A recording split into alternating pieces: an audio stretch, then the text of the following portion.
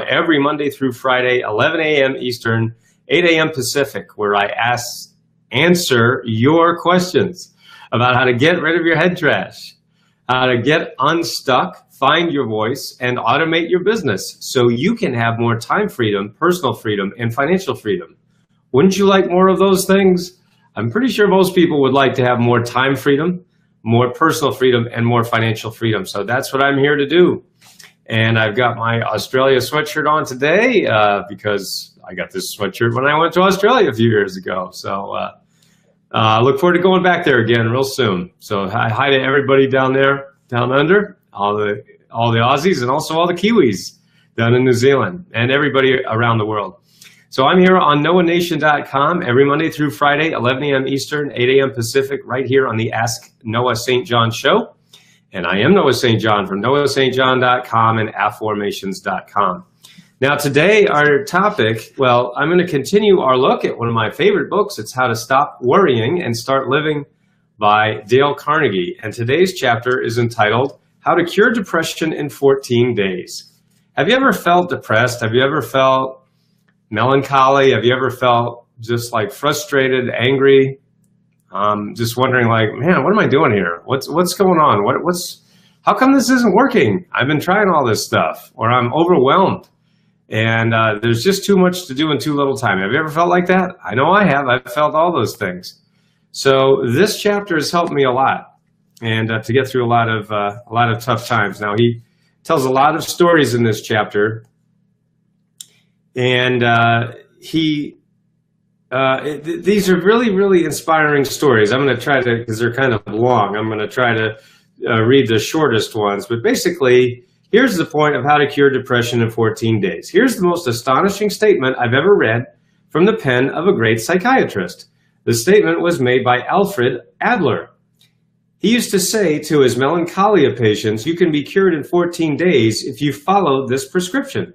Try to think every day how you can please someone.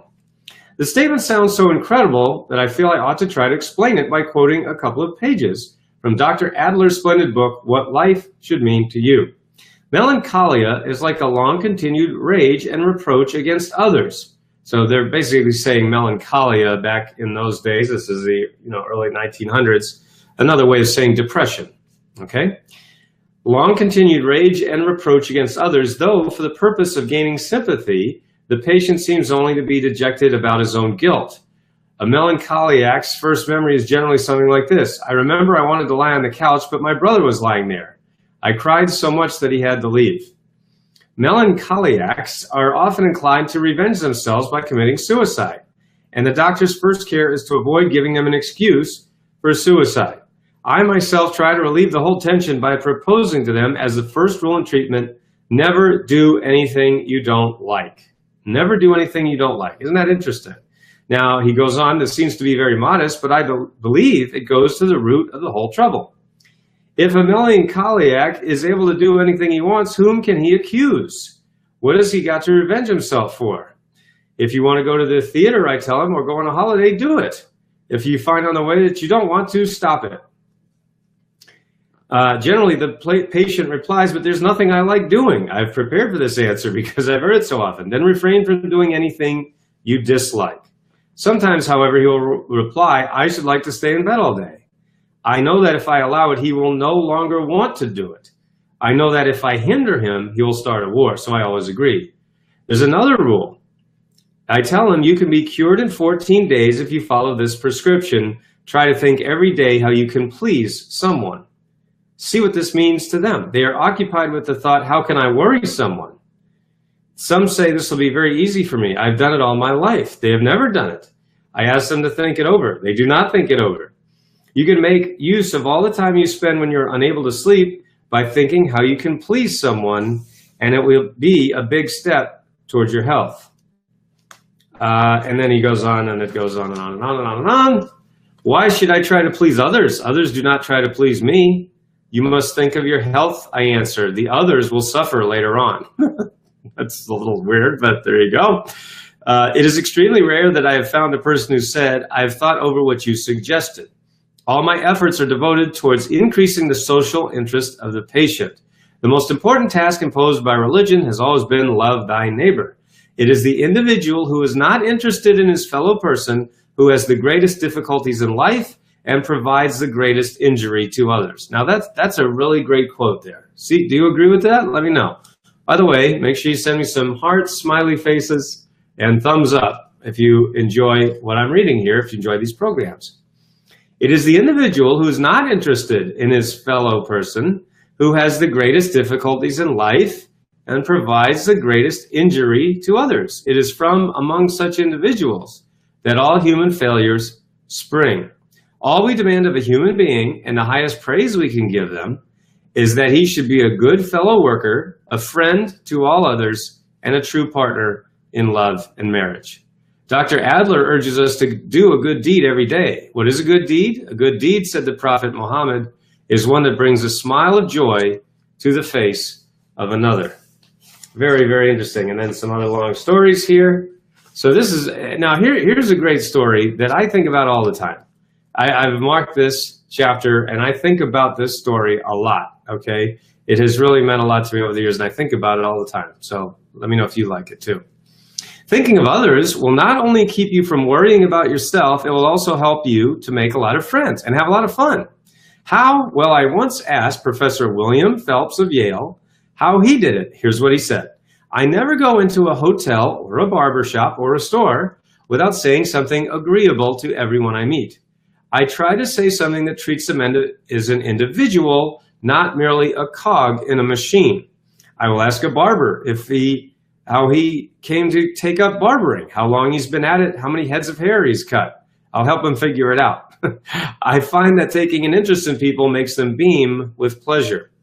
One extremely hot summer day, I went into a dining car on the New Haven Railway to have lunch. The crowded car was almost like a furnace, and the service was slow.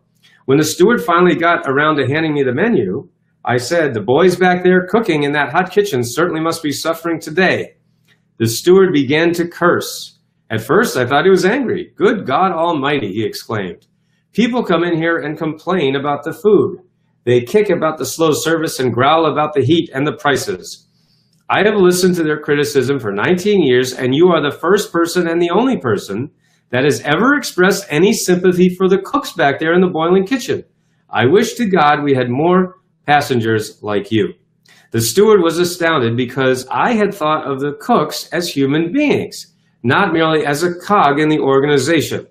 What people want is a little attention as human beings. How many times have I said that to you, right? We all want attention and recognition. When I meet a man on the street with a beautiful dog, I always comment on the dog's beauty. As I walk on and glance back over my shoulder, I frequently see the man petting and admiring the dog. My appreciation has renewed his appreciation. One time in England, I met a shepherd and expressed my sincere admiration for his big, intelligent sheepdog. I asked him to tell me how he trained the dog. As I walked away, I glanced back over my shoulder and saw the dog standing with his paws on the shepherd's shoulders, and the shepherd was petting him. By taking a little interest in the shepherd and his dog, I made the shepherd happy, I made the dog happy, and I made myself happy. Can you imagine a person who goes around shaking hands with porters and expressing sympathy for cooks in the hot kitchen and telling people how much he admires their dogs? Can you imagine a person like that being sour and worried and needing the services of a psychiatrist? You can't, can you? Of course not. A Chinese proverb puts it this way: a bit of fragrance always clings to the hand that gives you roses. Okay, so the point is, if we are going to make things better for others, let's be quick about it. I shall pass this way but once. Therefore, any good that I can do or any kindness that I can show, let me do it now. Let me not defer it nor neglect it, for I shall not pass this way again. You know, that story that I just shared with you, I think about that story a lot, about the man who was in the hot car, the railway car, and he basically thought of something other than himself. I do that all the time. And now I have an interesting experience that I have worked at many, many jobs over my lifetime. Before I got into this work that I'm doing now of coaching and mentoring, I worked as a waiter, I worked as a housekeeper, I worked as a secretary. I worked at a lot of jobs that, required me to serve other people. And I noticed exactly what the story is saying, that most people just treat you like a cog in a wheel or like nothing, right? When you're in those kind of positions. And for example, when I was a secretary, I remember that people would always try to get around me, right? You know, I'm the gatekeeper and they try to get to the boss. Well, what's so funny is the boss didn't do anything that I didn't tell him to do. If I didn't tell him to do it, he didn't do it. If I wanted to get a message through to him, I got it through. If I wanted to block a message, that message never got through. So that person who was being rude to me, he didn't get served. So now I realize when I'm talking to people on the phone, you know, if I'm talking to an executive assistant or a secretary or an administrative assistant or an office manager or something like that, you know, a title that most people would just sort of ignore or try to get around, I always talk to that person like a real person because I was them. I did that job. And also when I'm in a restaurant, when I take that bet out to a restaurant, to dinner or lunch or whatever, I always treat the server as a person because they are a person because I was that person. And also whenever we go to hotels, when I'm speaking at events all around the world, I remember that I worked as a housekeeper. I was cleaning toilets. I was washing people's sinks out who, you know, were rich. I was working at a 5-star inn in Kennebunkport, Maine. You know, I had no money and here I was serving all these rich people. Well, now I'm a rich person, but am I better than that server, that housekeeper, that assistant? No, I'm not better. I have figured out a way. I've, you know, put in the work to create leverage, to create products, to create programs, to write books and things like that. I've just taken what's in my head. I did a lot of thinking and then I did a lot of work, writing, creating, launching, marketing, and so on and so on. So am I better than that person? No, I've just done things to create the life that I wanted, the lifestyle that I wanted. So that's how I treat people. That's how I talk to people. I enjoy doing it. And I do notice that I get better service. We always have great service, you know, whether we're in hotels or restaurants. And Babette does the same thing. Now, she just does it naturally. I had to read lots of books in order to get there. But the point is, both of us do that to people. And one thing I admire about Babette is, you know, she'll treat the janitor or the president exactly the same way. And I try to be that way too, because they're all people. We're all people. So when you're going through your day to day, when you're going through your life, look at the people as people. You know, maybe you haven't had the experience that I have of working these different jobs. So maybe you have to use your imagination and say, gee, I wonder what that person's life is like, you know, and maybe you're not getting served and you're getting like impatient. I get impatient. I know that. And, you know, then I just try to take a deep breath and I go, okay, no, they're working hard, right? You know, they've got a job. They've probably got a family. So just relax. All right. You're going to get your food or you're going to get whatever. Just, you know, you created this great life and, you know, just bring a smile, share a smile. It doesn't cost you anything. It doesn't cost you anything to be nice, right? Why not be nice? Why not give that rose, as, you know, the quote was just saying, give that rose and then let some of that fragrance come off on you. So if you like today's message, send me some hearts, some smiley faces, some thumbs up. Let me know your thoughts.